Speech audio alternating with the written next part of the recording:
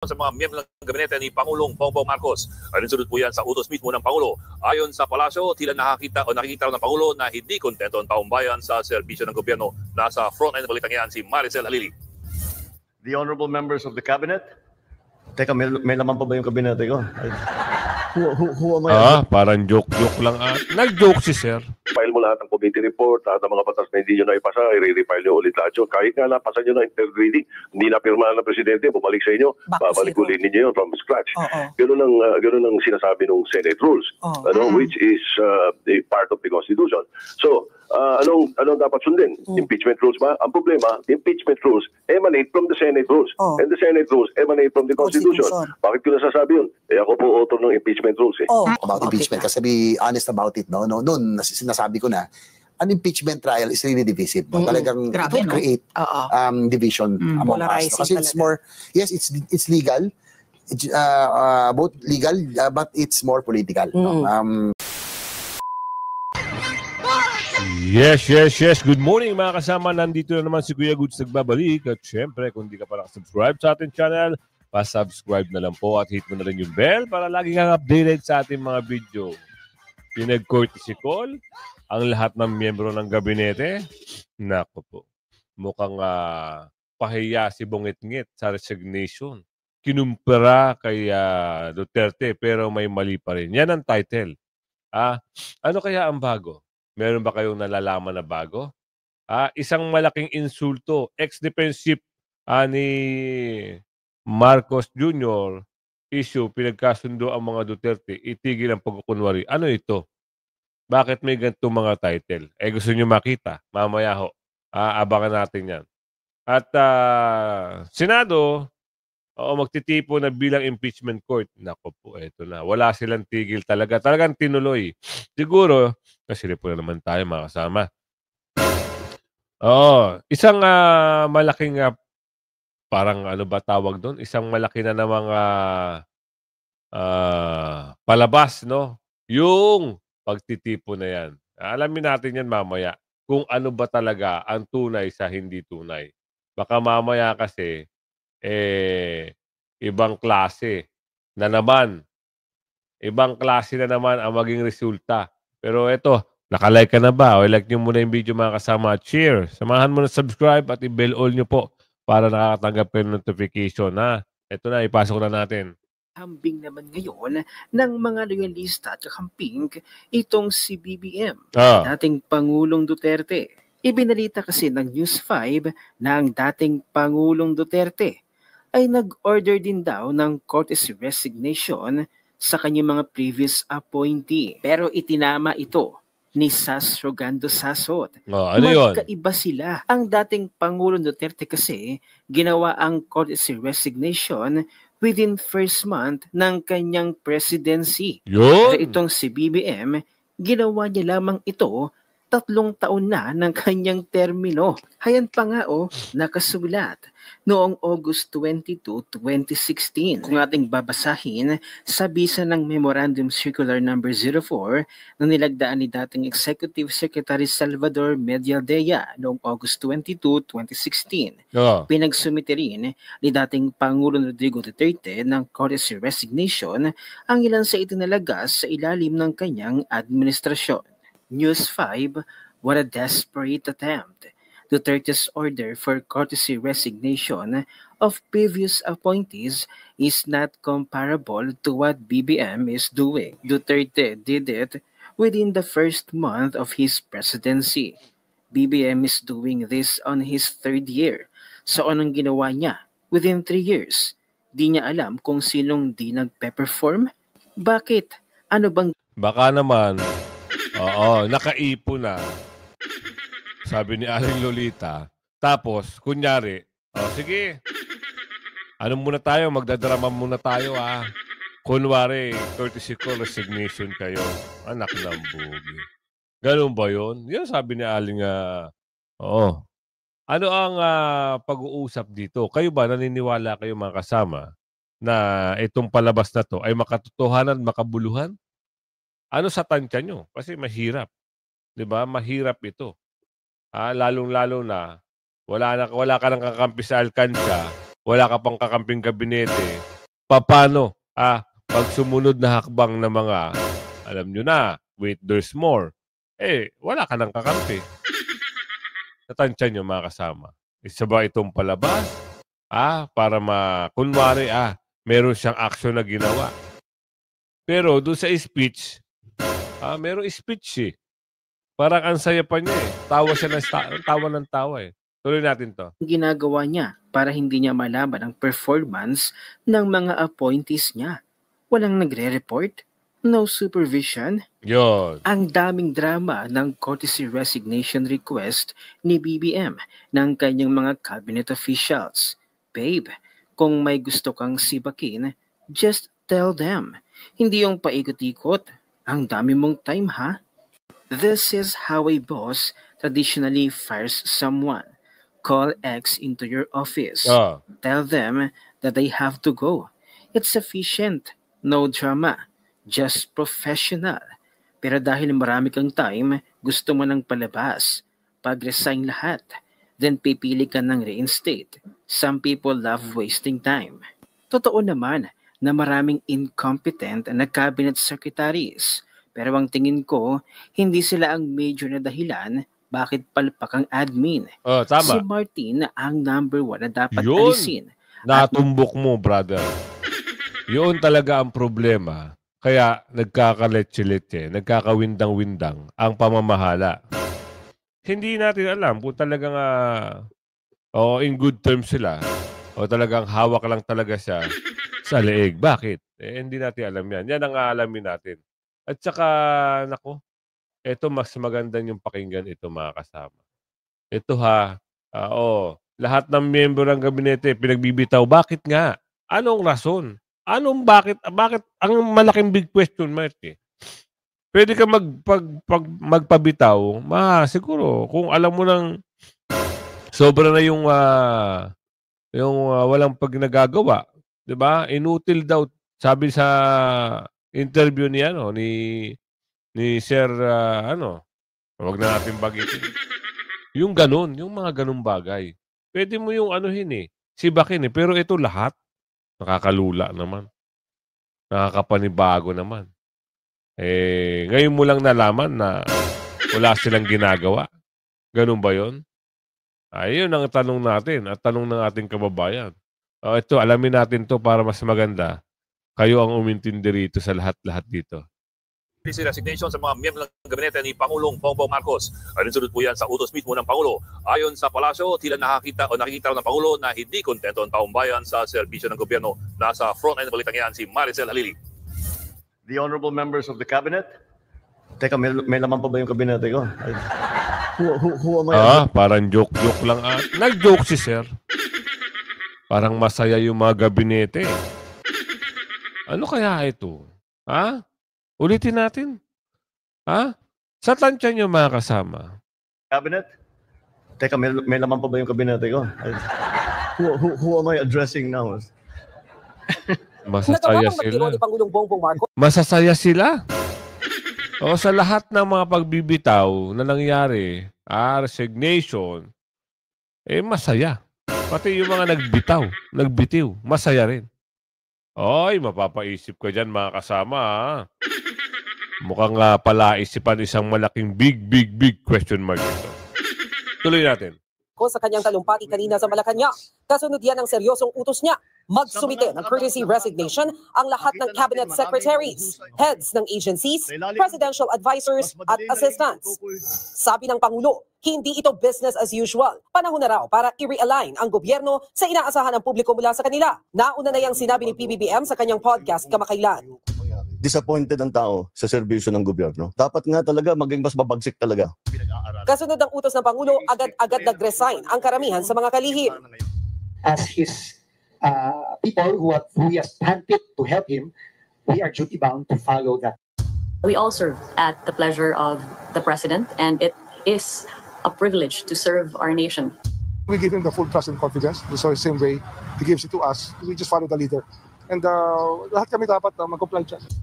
Mahigit 30 cabinet secretaries, presidential advisors at iba pang opisyal ng gobyerno ang nagsumite ng courtesy resignation. May ilan pang hindi nagre-resign. Sa mga nagbitiw, ang Pangulo na ang bahalang mamili kung sino ang mananatili at kung sino ang maaalis. Giit ng palasyo. Walang puwang ang tamad at korap sa administrasyon ni Pangulo. Nako. Mukhang may magsasuffer dito mga kasama kasi mamimili kung sino ang sisibakin Kung ikaw talaga ang intensyon mo linisin, sabi ni Aling Maria, kung lilinisin mo ang iyong gabinete dahil nakikita mo na hindi na maganda at mayroong, kasasabi lang, tamad. Walang puwang ang tamad at korap at tamad. Baklasin mo lahat. Huwag kayo magtitira. Palitan nyo ng bago. Ganun lang kasimple, sabi ni Aling Lolita. Ganun kasimple. Pangulong Marcos Jr. Sabi pa ng Malacanang, isa rin sa mga nag-udyok sa desisyong ito ng Pangulo ay ang resulta ng katatapos lang na Bilang Pilipino 2025. Sa kanyang paningin, nakulangan siguro ang taong bayan sa naging performance ng gobyerno kaya hindi nila nakuha yung pinaka-target na numero, especially sa Senado. Sa kabila ng pagbibitiw ng mga miyembro ng gabinete, tiniyak ng Malacanang na hindi apektado ang operasyon ng gobyerno. Nagbabalita mula sa Ganun lang kasimple. Abangan naman natin kung sino-sino naman yung mga mapipili. Parang ano to ano bang laro? Laglagan? Laglagan sa palas? Ayun ba ang title? Kung hindi ka masyadong malapit at wala ka ng pakinabang, tapon ka. Doon naman sa mga nakikinabang at talagang sobro himod, hindi sila nalulungkot, no? Nakakangiti pa sila. Eto, mas maganda to. Isang malaking insulto. Anong sabi dito? Kayo na hong bahala mag-analyze kung ano yung sasabihin dito. Intindihin nyo mabuti ha. Ang iinsulto para sa mga Duterte ang naging pahayag ni Pangulong Ferdinand Marcos Jr. na nais itong makipagkasundo sa kanila. Ito sa isang dating opisyal ng gobyerno. Bakit? Alamin ang buong detalye mula sa report ni Almar Forzuelo, exclusive.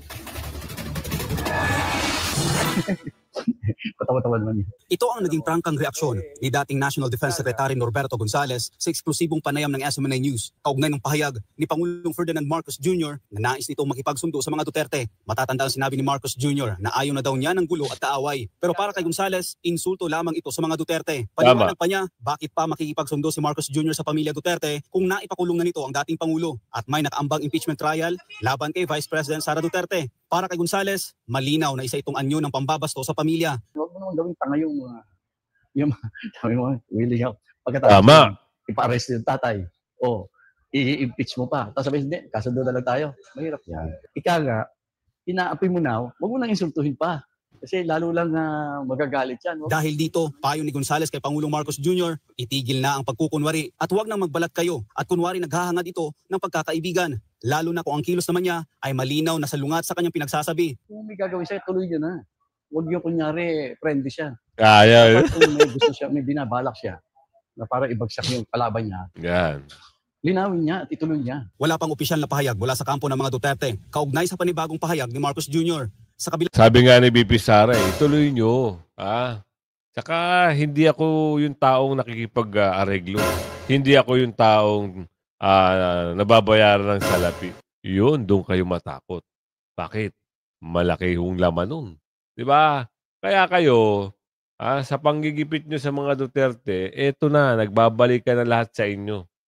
Lahat ay babalik sa inyo. Bakit? Ibang klase kayo Ibang klase kayo tumirada.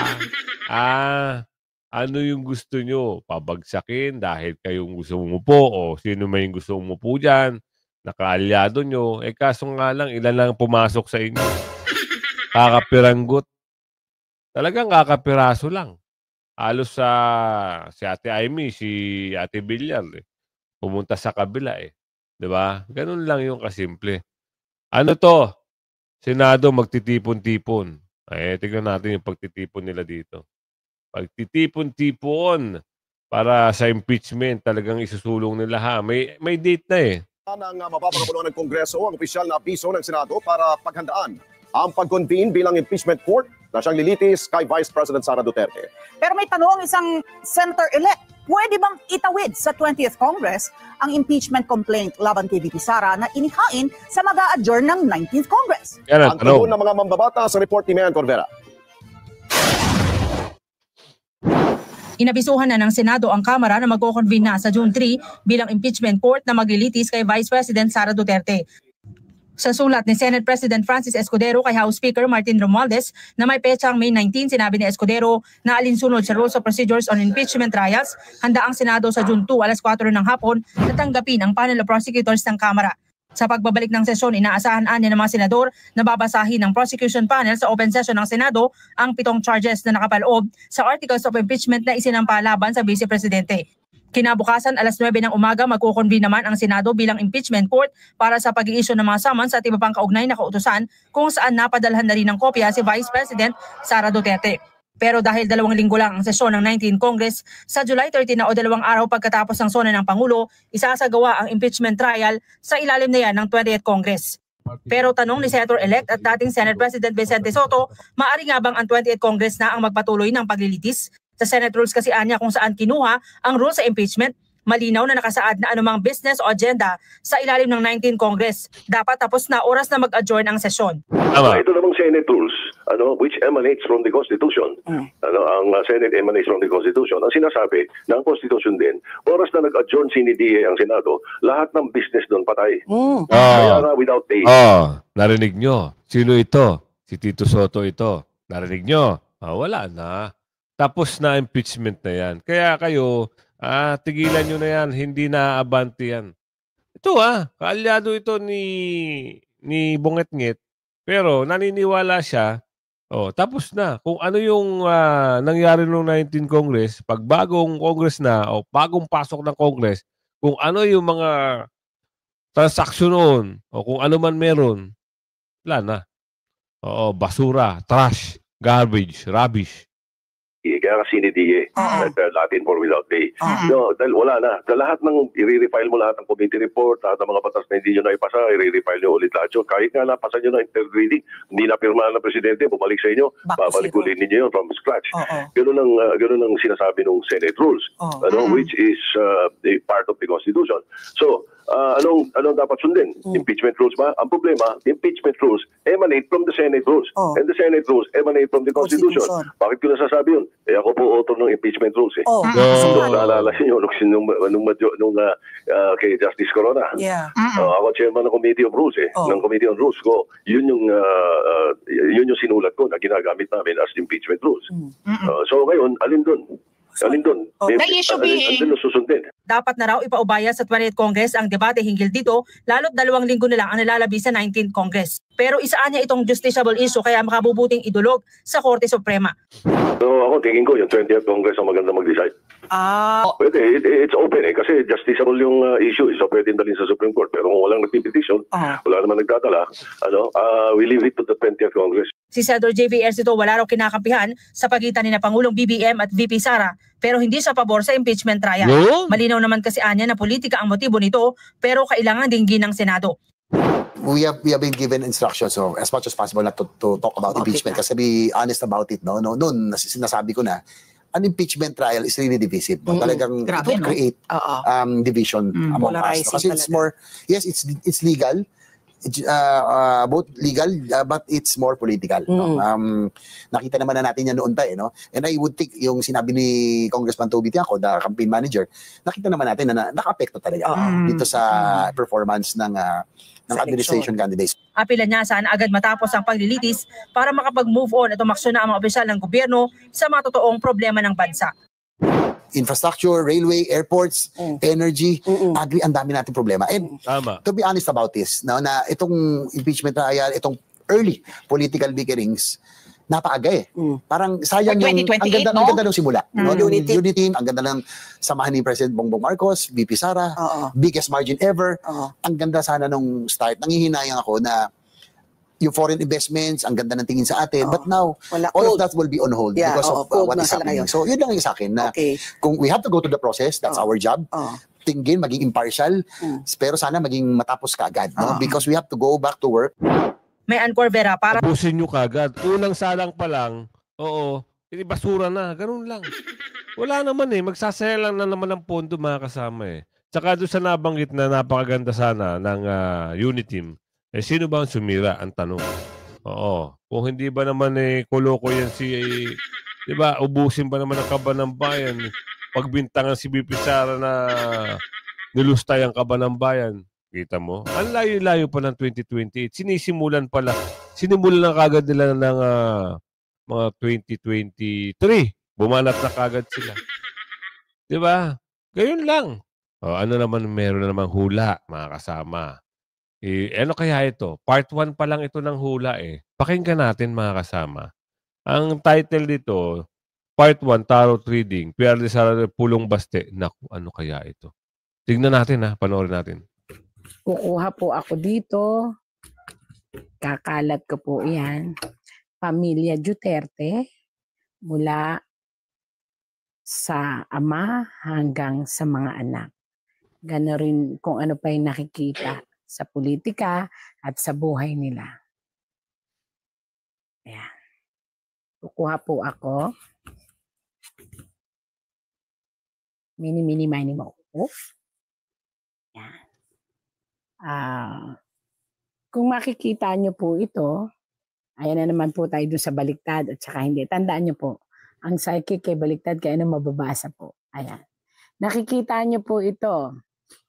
Ito po ay isang hari na nakabaliktad na namumuno. Ang ibig sabihin po nito, ang ating presidente ay muling uupo sa anumang luklukan o isang pamumuno. So nangyari na nga po ito at siya po ay nanalo bilang isang mayor muli ng Davao. Subalit nakabaliktad po. Kaya ang ibig sabihin po nito, siya po ay mananatili pa doon. Alam naman natin na wala siya dito. Nasa kulungan ng ICC. So, nandun pa rin po siya pero siya po ay nanalo at matagumpay na iniluklok ng tao. Yan po yan. Kitang-kita naman po. Pasensya na po kahit nagre-reflect. Pero nakikita niyo po ito.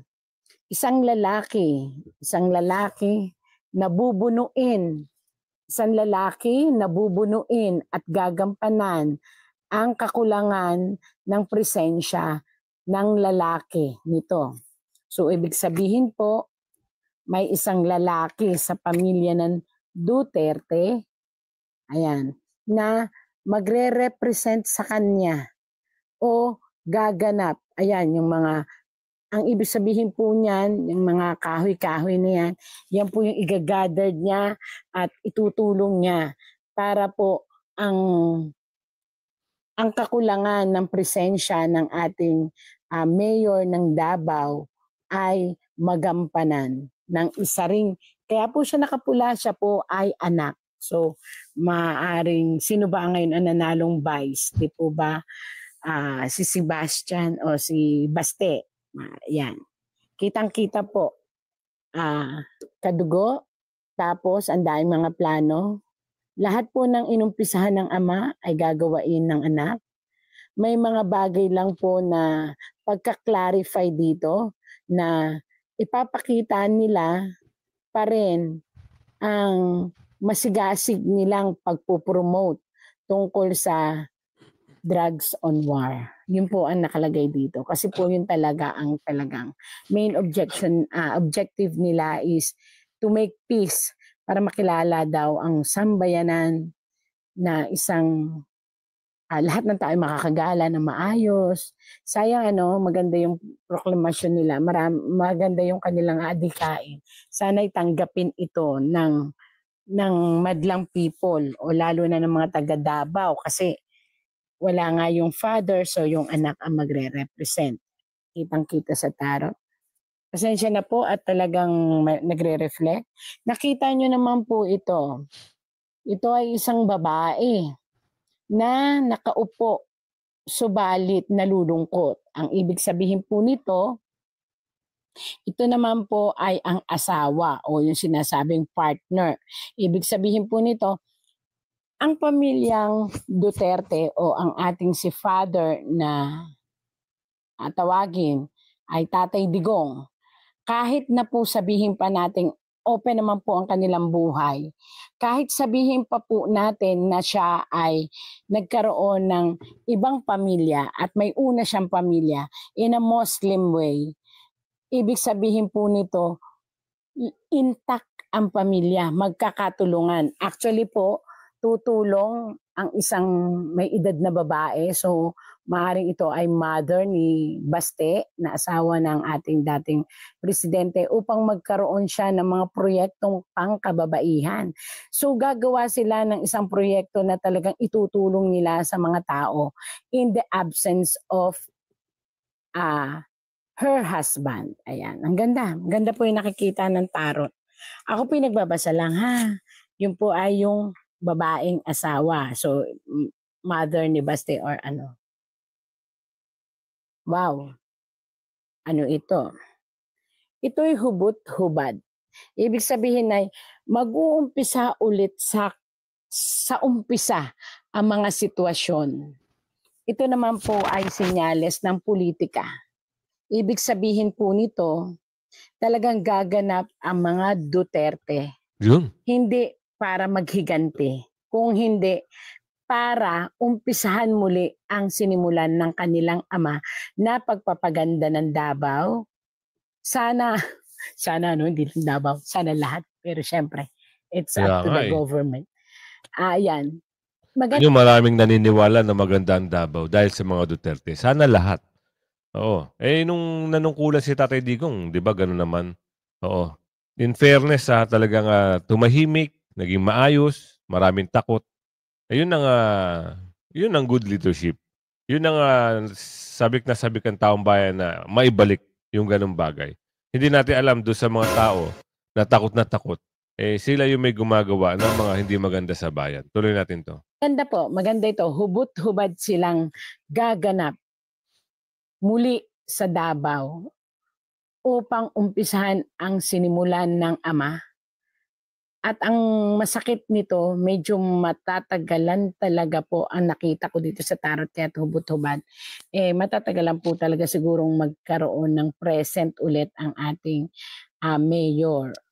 So, hopefully na makalabas naman siya. Ayan.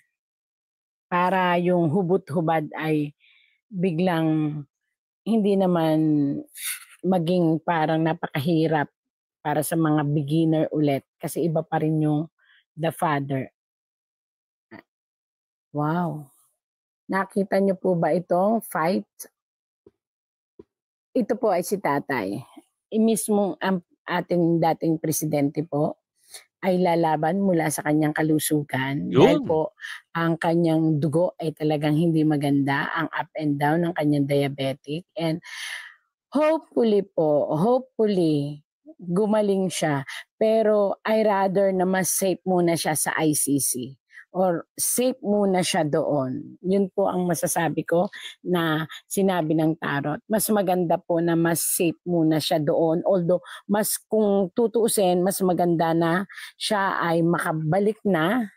Ayan po, mas maganda na siya ay makabalik na para magampanan niya ang kanyang pagiging mayor. Pero ang sabi po dito, again and again, tarot lang po ito. Mas safe siya po na nandoon sa ICC sa isang kulungan o sa isang kwarto kasi doon safe ang buhay niya. So ang ibig sabihin may isang panganib na darating sa buhay niya na maaaring maglikha na naman ng kaguluhan dahil yan ang mahirap. Yung mga ganung bagay. Diba? Ito na tayo. Yung tarot reading, isang part lang yan. Hindi natin sinasabing mali yan. Minsan nagkakatotoo po. Kagaya nung nangyari doon sa yung unang pagbasa, yung unang subaybay natin dito kay Win the Fortune.